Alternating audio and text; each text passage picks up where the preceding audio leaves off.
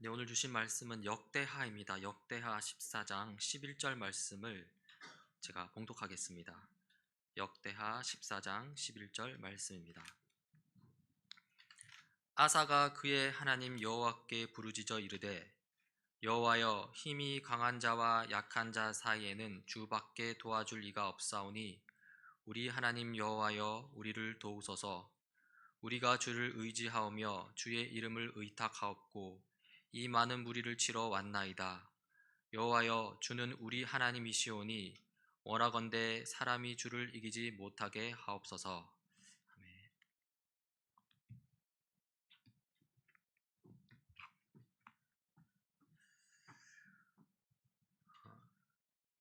솔로몬의 아들 르호보암이죠. 르호보암이 남유다의 왕권을 물려받습니다.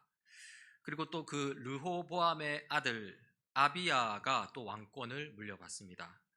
이 성경은 이 르호보암과 이 아비야의 통치에 대해서 다음과 같이 평가합니다. 아비야는 그의 아버지 르호보암이 지은 죄를 모두 그대로 따라갔으며 그의 조상 다윗의 마음과는 달라서 주 하나님 앞에서 온전하지 못하였다. 이 솔로몬이 그의 말년에 타락했고요, 또 그의 아들 르호보암과 또 그의 손자 아비야도 마찬가지였던 것이죠. 하나님 보시기 아꼈습니다. 하지만 이 왕들이, 오늘 남유다의 왕들을 살피고 있는데요, 이 남유다의 왕들이 모두 다 악했던 것은 아닙니다. 이 오늘 살피고자 하는 이 아사 왕은요, 이 아비야의 아들이었는데요. 그러니까 르호보암, 아비야, 그다음 아사 왕인데요. 이 아사 왕은 남유다에서 선한 왕으로 인정받는 왕입니다. 성경은 이렇게 기록합니다. 아사는 그의 조상 다윗과 같이 주님께서 보시기에 정직하게 행하였다. 실로 아사 왕은 이 남유다에서 우상 숭배를 버리고 이 하나님을 향한 신앙을 회복하고자 이 종교 개혁을 단행한 왕이고요. 또 아사 왕의 개혁에 대해서 성경은 이렇게 기록합니다. 그는 성전 남창들을 나라 밖으로 몰아내고 조상이 만든 모든 우상을 없애버렸다. 이 모든 우상을 없애버렸다고 하죠. 사실 이러한 우상 숭배의 배경에는 이 뼈를 깎는 이 노력이 들어가 있습니다. 이 자기 할머니조차 폐위를 시켜야 했는데요, 성경은 또 이렇게 기록합니다.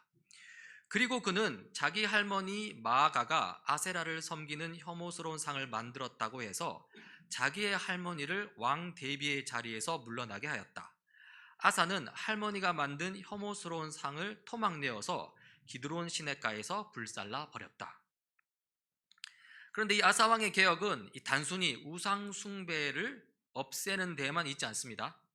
이 역대기 기자는 이 아사 왕이 우상을 없애버린 다음에 그 다음에 한 일을 기록하고 있는데요, 이렇습니다. 그는 또 유다 백성에게 명령을 내려서 주 조상들의 하나님의 뜻을 찾고 하나님의 율법과 명령을 실천하게 하였다. 우상을 없애는 데에만 그치지 않고요, 하나님의 뜻을 찾고 또 하나님의 뜻을 실천하게 했다고 나옵니다. 이러한 아사 왕의 개혁은 진정한 회개가 무엇인지 잘 보여줍니다. 이 회개는 단순히 잘못한 일을 뉘우치는 데에만 그치지 않습니다. 이 죄 지은 것을 후회하는 데에만 그치지 않습니다. 진심으로 뉘우치고 깊이 후회한다고 이 진정한 회개가 아니라는 것이죠. 자기의 죄를 뉘우치고 후회한다면요, 곧바로 하나님을 향해 나아가는 것이 필요하다는 것입니다. 그러니까 이 하나님의 뜻이 무엇인지 알려고 하는 것, 또 그 하나님의 뜻을 실천하는 삶을 사는 것, 그것까지 되어야 진정한 회개라는 것이죠. 이 아사 왕이 지금 그걸 하고 있는 것입니다. 이 아사 왕을 통해서 지금 회개에 대해서 살펴보고 있는데요, 한편 이러한 진정한 회개는요, 이 포괄적입니다.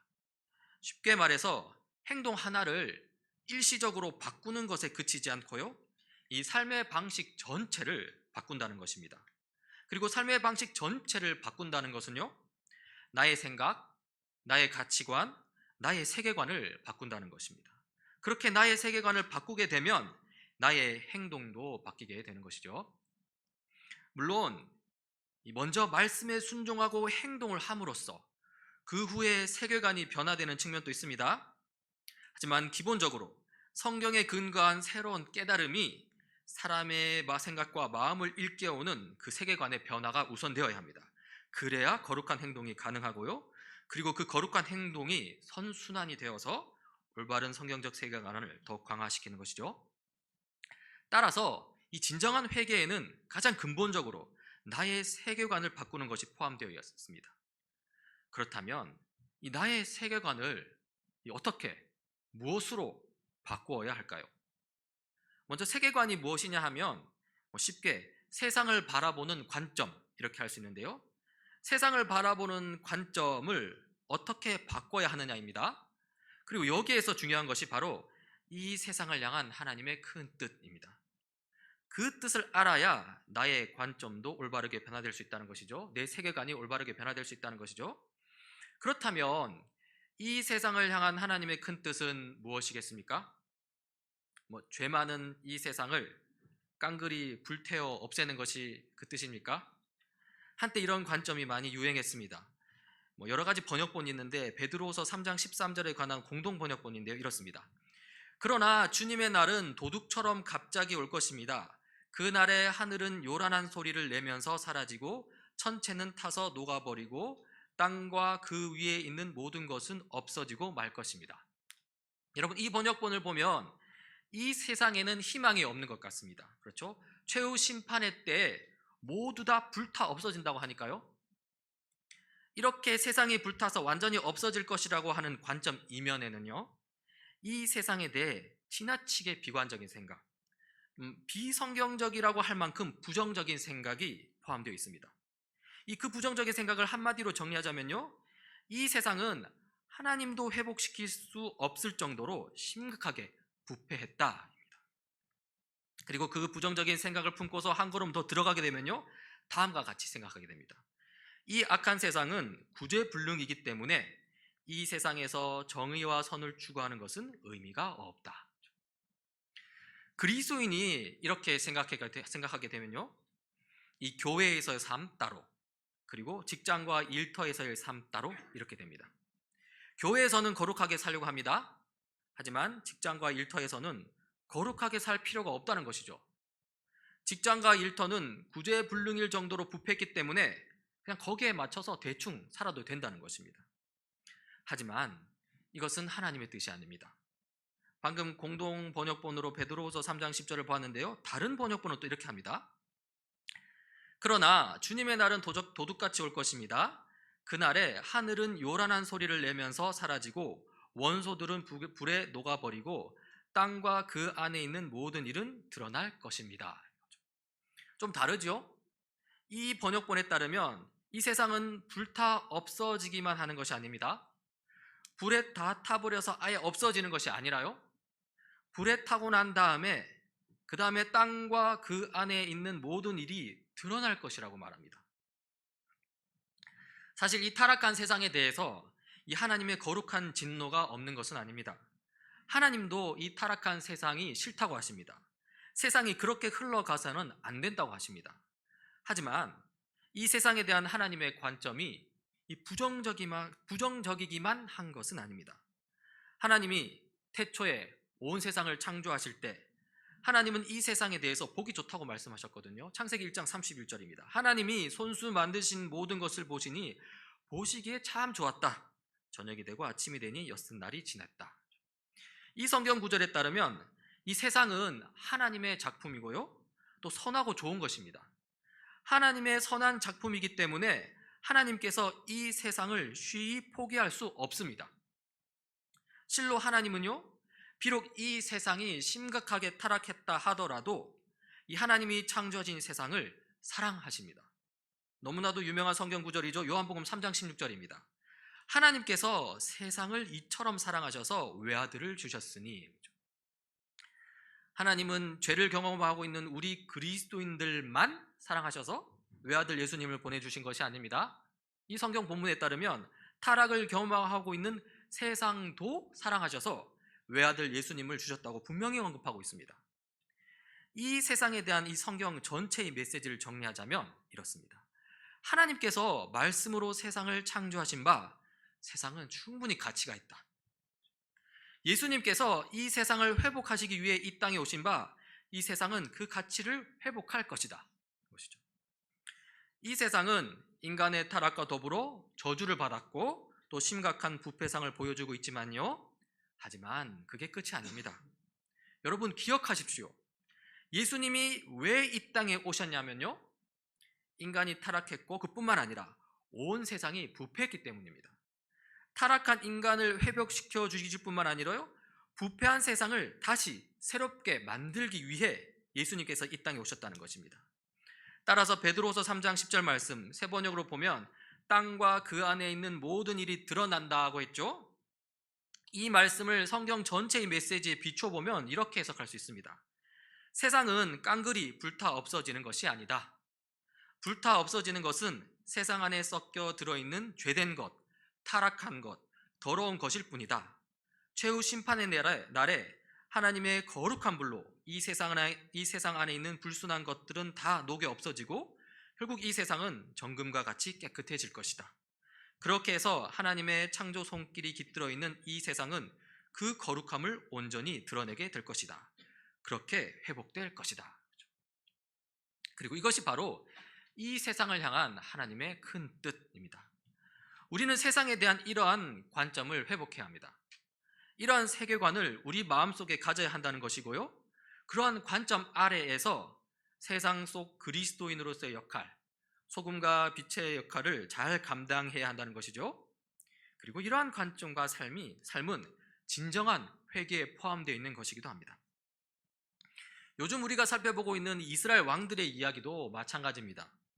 이스라엘 왕들이 이방 나라들 속에 들어가서 이스라엘 나라를 세워가는 것은요, 단순히 이방 나라를 없애버리기 위함이 아닙니다. 오히려 이방 나라를 오염시키고 있는 우상들을 불살라 없애고요, 그리고 그 중심 자리에 원래 주인이신 하나님을 모시기 위함입니다. 이것은 이방 나라를 하나님 나라로 바꾸어 가는 것이고요, 이것이 바로 이스라엘 나라의 원래 사명이자 존재의 목적입니다. 그리고 이것이 오늘날 우리 교회까지 이르는 것이죠.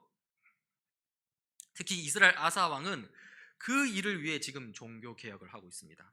사명, 존재 목적을 잃어버린 이스라엘 나라를 우선적으로 회복시키기 위해 애쓰고 있습니다. 그래서 아버지와 할아버지 때부터 섬겨오던 우상들을 다 불살라 버리고요, 우상 숭배를 없애기 위해 심지어 할머니마저 폐위시키는 아주 큰 결단을 하고 있습니다. 뿐만 아닙니다. 우상이 물러간 자리, 그 중심 자리에다가 하나님을 모시고자 하는데요, 성경은 우리가 읽었다시 이렇게 기록하고 있습니다.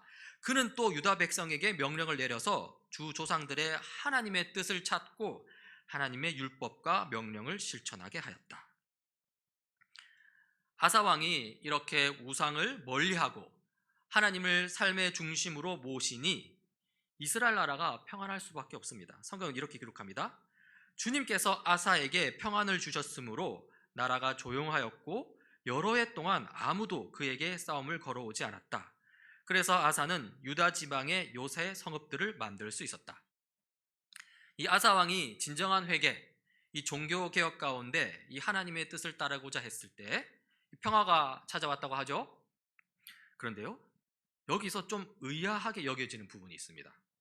나라가 평화로운데, 그런데 이 아사 왕이 자기 영토 유다 지방에다가 나라를 방어하기 위한 요새 성읍들을 만든다고 했거든요. 지금 여기에 대해서 우리는 이렇게 의문을 표할 수 있습니다.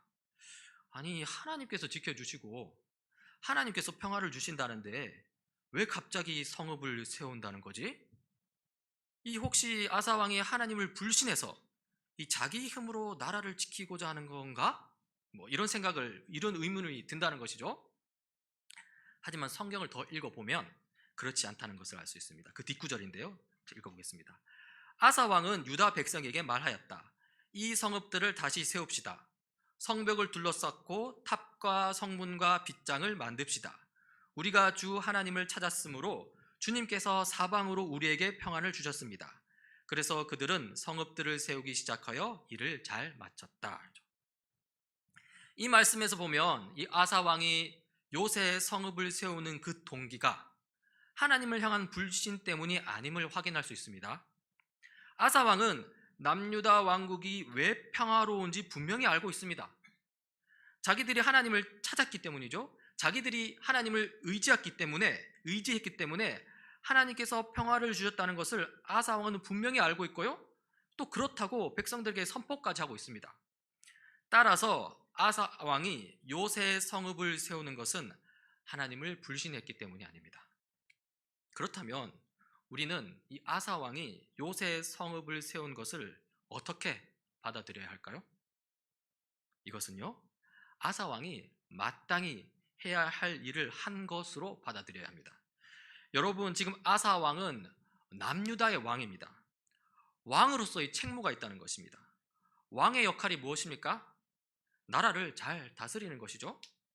안으로는 온 백성이 질서를 이루어 잘 살도록 하는 것이고요, 이 밖으로는 이 적군의 침입을 잘 막아서 평화를 이루는 것입니다. 이것은 왕으로서 마땅히 해야 할 일이고요, 아사 왕은 지금 그러한 왕의 책무를 다하고 있는 것입니다. 실로 아사 왕이 요새 성읍을 세우는 것은요, 지극히 정상적인 일입니다. 그리고 이러한 아사 왕의 책임 있는 행동이 또 우리 그리스도인에게 시사하는 바는 분명합니다. 그리스도인으로서의 기본적인 사명뿐만이 아니라 우리 그리스도인의 구체적인 삶의 자리, 그 자리가 주는 그 구체적인 사명에도 충실하라는 것입니다. 한번 보십시오. 우리는 그리스도인 교사입니다. 우리는 그리스도인 예술가입니다. 우리는 그리스도인 엔지니어입니다. 우리는 그리스도인 법률가입니다. 우리는 그리스도인 공무원입니다. 우리는 그리스도인 의사입니다. 우리는 그리스도인 사업가입니다. 다를까요? 끝이 없을 겁니다. 그리스도인으로서 이 세상을 향한 올바른 관점, 이 성경적인 세계관을 분명하게 견지합니다.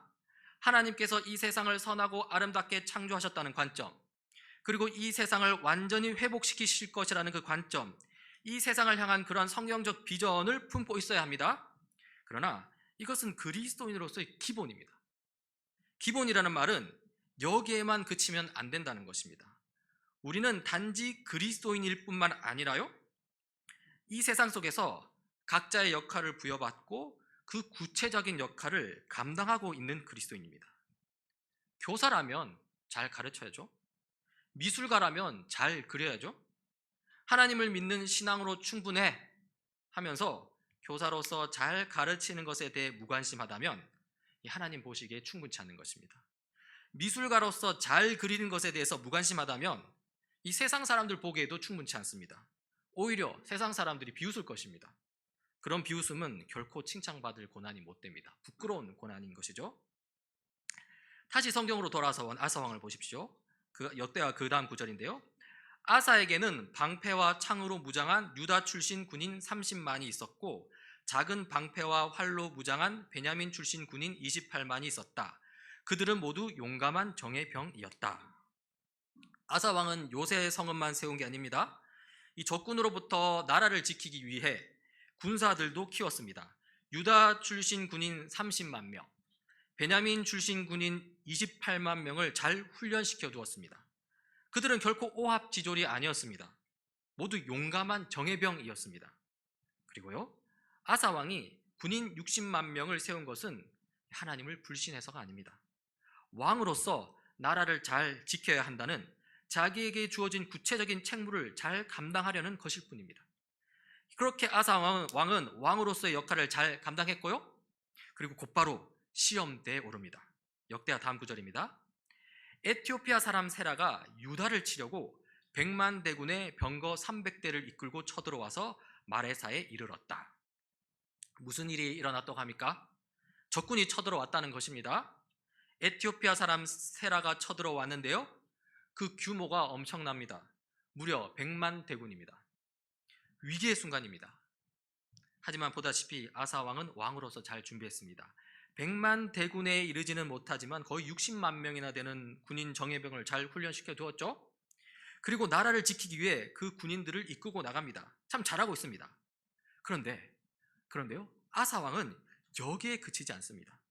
아사 왕이 정말로 우리에게 본이 되는 모습을 보여주는데요, 그가 적군을 눈앞에 두고서 기도를 하는 장면입니다. 그 기도가 우리가 추구해야 될 신앙이 어떤 것인지를 잘 보여주는데요, 역대하 14장 11절입니다. 제가 읽어보겠습니다. 아사 왕이 주 그의 하나님께 부르짖었다. 주님께서 돕고자 하실 때에는 숫자가 많고 적음이나 힘이 세고 약함을 문제 삼지 않으십니다. 우리가 주님을 의지하고 주님의 이름으로 이 무리를 물리치러 왔으니 주 우리의 하나님, 우리를 도와주십시오. 주님은 우리의 하나님이십니다. 인간이 주님을 이기지 못하도록 해 주십시오. 아사 왕이 어떻게 기도했습니까? 자기가 요새 성읍을 잘 세웠고 또 자기가 군인들을 잘 훈련시켜 두었으므로 걱정이 없습니다. 이렇게 기도했습니까? 그렇지 않습니다. 자기 책무를 다하긴 했지만 그럼에도 부족함을 발견했고요. 그 상황에서 하나님께서 도와주셔야 합니다. 라고 그렇게 기도했습니다. 하나님이면 하실 수 있습니다. 그렇게 기도했고요. 하나님만 의지합니다. 그렇게 기도했습니다. 그리고 이것이 바로 우리 그리스도인이 취해야 할 삶의 태도라는 것이죠. 우리는 우리에게 주어진 구체적인 책무를 다하여서 이 충분히 사람들의 인정을 받을 만한 수준에 이르렀다 하더라도 그러나 그때라도 하나님을 의지하는 삶의 방식을 끝까지 유지해야 한다는 것입니다. 실로 우리는 삶을 살면서 수많은 난관들을 겪게 되는데요. 우리는 60만 명에 해당하는 분량을 준비했는데 그런데 그 난관들은 100만 명에 이르는 규모일 때가 참 많은 것 같습니다.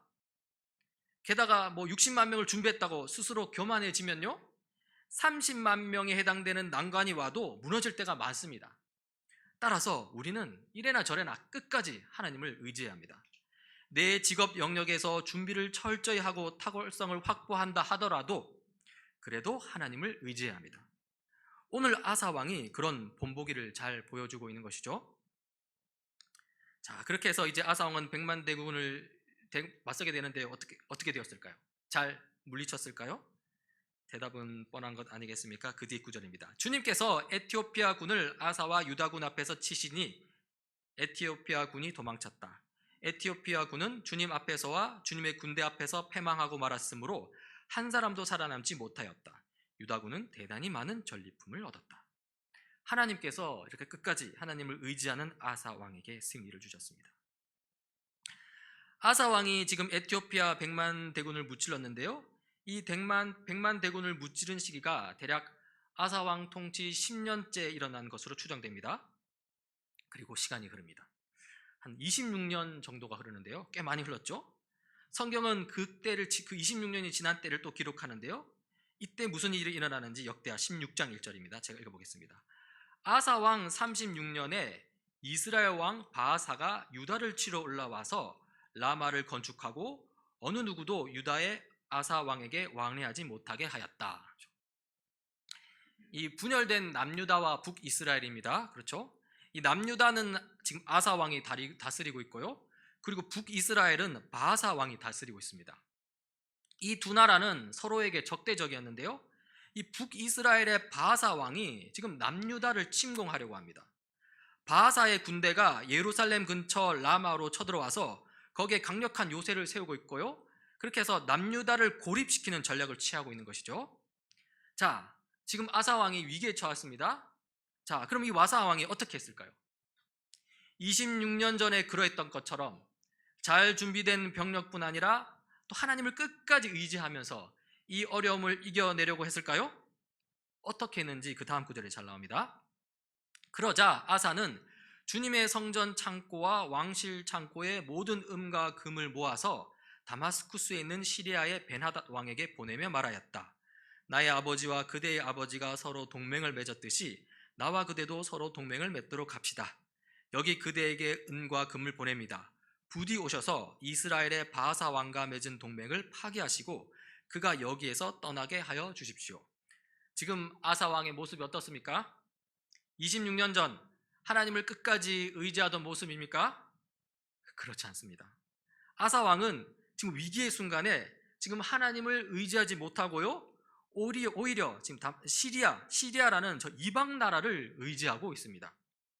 우상 숭배하는 이방 나라의 힘을 빌리기 위해서 성전 창고와 왕실 창고에 있는 보물들을 그 나라로 보내죠. 그리고는 지금 도움을 구걸하는 모습을 보여주고 있습니다. 아사 왕의 이러한 계획은 나름 성공했습니다. 시리아의 벤하닷 왕이 북이스라엘을 공격하고요. 그래서 북이스라엘 바아사 왕이 어쩔 수 없이 이 남유다 라마에 진치고 있던 군대를 물리게 됩니다. 그 병력으로 시리아의 공격을 막아야 하니까 그렇습니다. 이렇게 해서 남유다 아사 왕은 북이스라엘의 위협으로부터 벗어나게 됩니다. 그런데요, 이게 정말 잘된 일입니까? 결코 그렇지 않습니다. 아사 왕이 타락한 모습을 보여주고 말았죠. 이러하니 하나님은 하나님의 사람을 아사 왕에게 보냅니다. 선견자 하나니를 보내는데요, 이 아사 왕을 향한 하나님의 말을 한번 들어보십시오. 하나니의 말을 한번 들어보십시오. 그 무렵 하나니 선견자가 유다의 아사 왕에게 와서 말하였다. 임금님께서 시리아 왕을 의지하시고 주 임금님의 하나님을 의지하지 않으셨으므로 이제 시리아의 왕의 군대는 임금님의 손에서 벗어나 버렸습니다. 어떻습니까? 남유다의 아사 왕이 하나님을 의지하지 않고 이방 나라 시리아를 의지하였다고 하죠. 그러면서 선견자 하나니는 다음과 같이 말하는데요, 이렇습니다. 주님께서는 그 눈으로 온 땅을 두루 살피셔서 전심전력으로 주님께 매달리는 이들을 힘있게 해주십니다. 그러나 이번 일에 임금님께서는 어리석게 행동하셨습니다.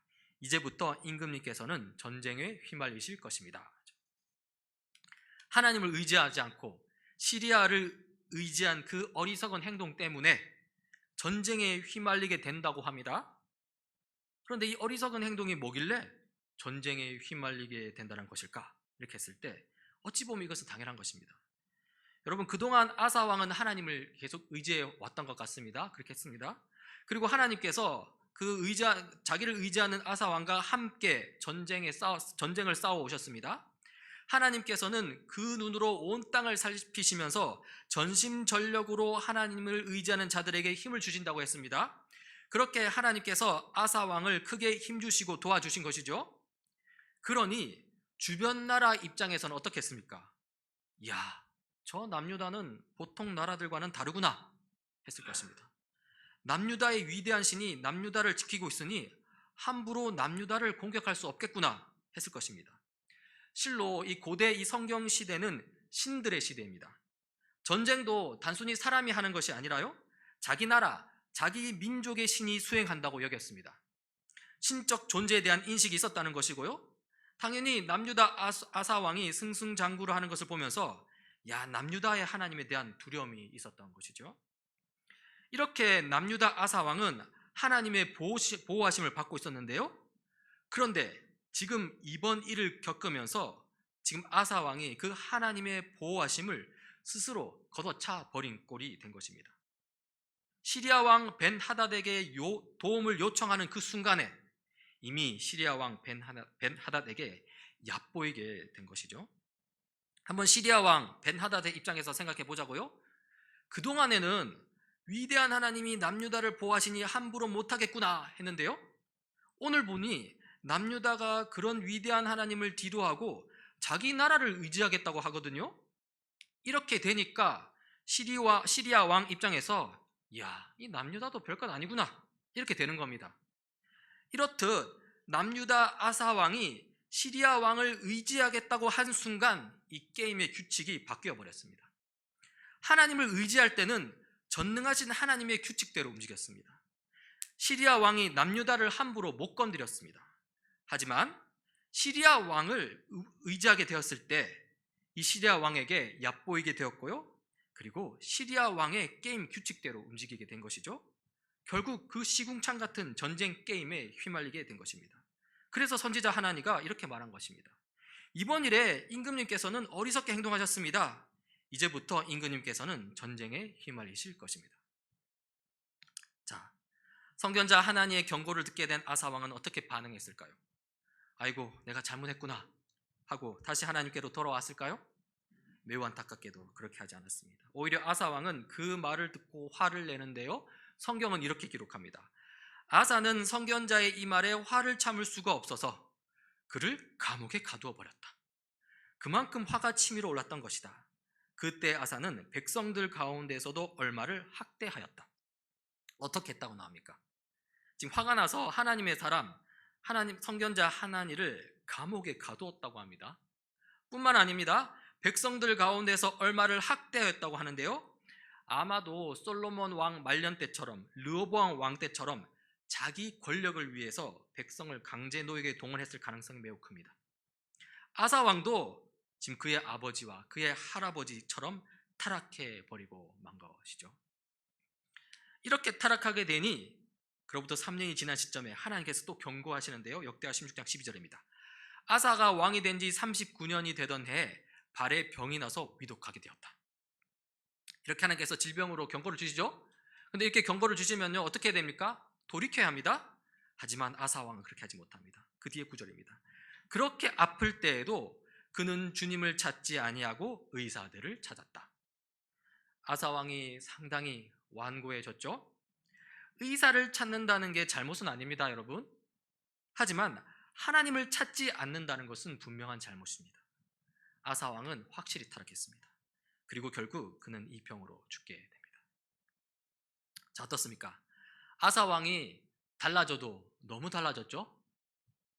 아사 왕의 통치 초기와 그리고 그 통치 말기가 달라도 너무 다릅니다.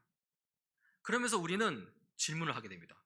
도대체 아사 왕에게 어떤 일이 있었길래 이렇게 달라진 것이지? 왜 달라졌을까요? 도대체 그동안 무슨 일이 있었길래 아사 왕이 이 지경이 되었을까요? 정확하게 무슨 일이 일어났는지는 알 수 없습니다. 성경에 자세히 기록되진 않습니다. 하지만 어느 정도 우리 경험에 비춰 유추해 볼 수는 있는 것 같습니다. 앞서 살펴보았듯이 아사왕 통치 초기 아사왕은 종교개혁을 실시했습니다. 진정한 의미의 회개 운동이 있었습니다.